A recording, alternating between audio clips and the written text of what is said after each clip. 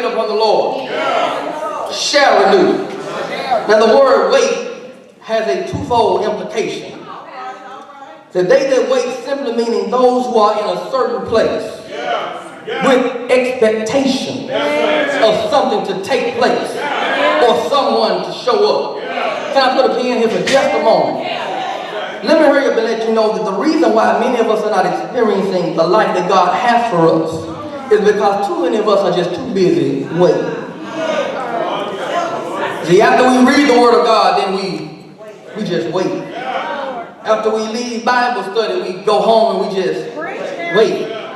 We go to the Lord in prayer, we're all knee bent and body bowed, but after we get up, we even come to church, we sing, shout, cut a step or two, and then we go home and we get all this good church and this good religion in us, and then we just go home and just wait.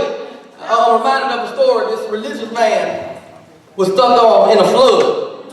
And you know the story. And so he climbed to the tip top of his house and he prayed and he waited on God.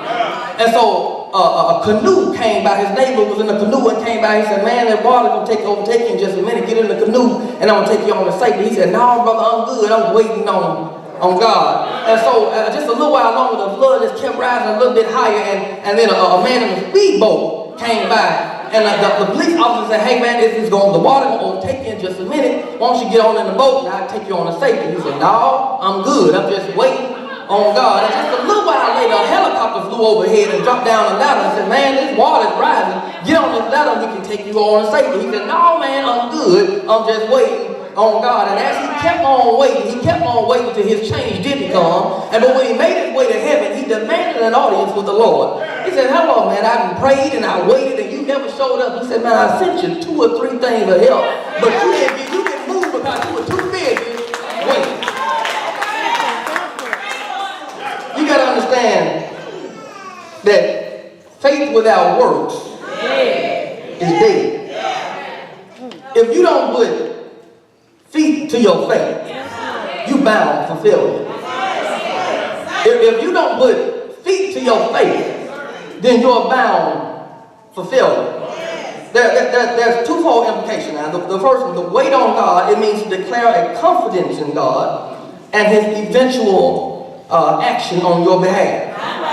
In other words, to wait on God not only means to be idle. It don't mean to be idle. Let me say that right. It don't mean to be idle or to be merely killing time. But watch this. It means to live a life of confident expectation. In other words, not only does waiting on God mean to wait on him or have a complete dependence on him, but it also means to watch this. It means to serve God.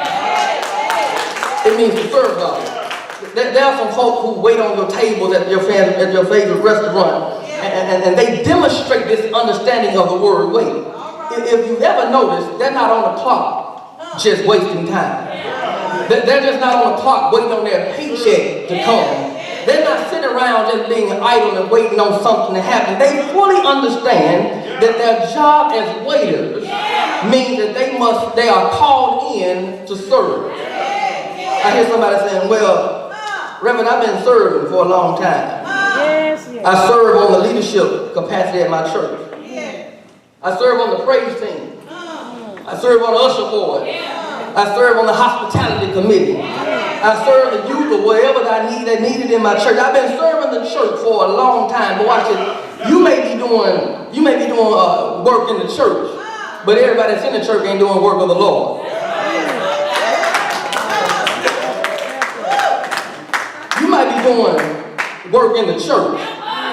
You might be doing church work, but everybody ain't doing work of the Lord.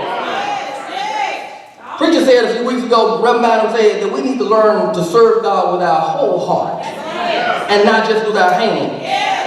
David said that we ought to serve the Lord with gladness and come before his presence with singing. Paul said that whatever we do, we ought to do it as unto the Lord. In other words, it's not enough to just serve God, but we owe it to God to serve him in the spirit of excellence.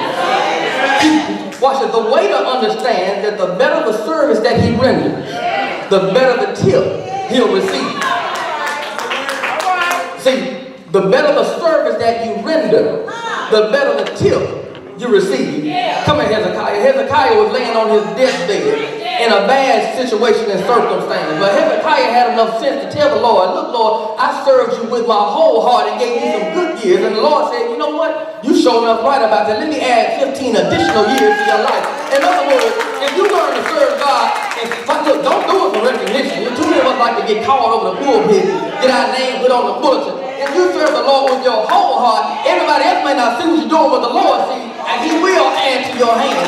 If you learn to serve God with your whole heart, it don't matter about the uniform, it don't matter about who the pastor is. If you learn to serve the Lord with your whole heart, I guarantee you, if you keep serving and you keep waiting, God gonna bless you.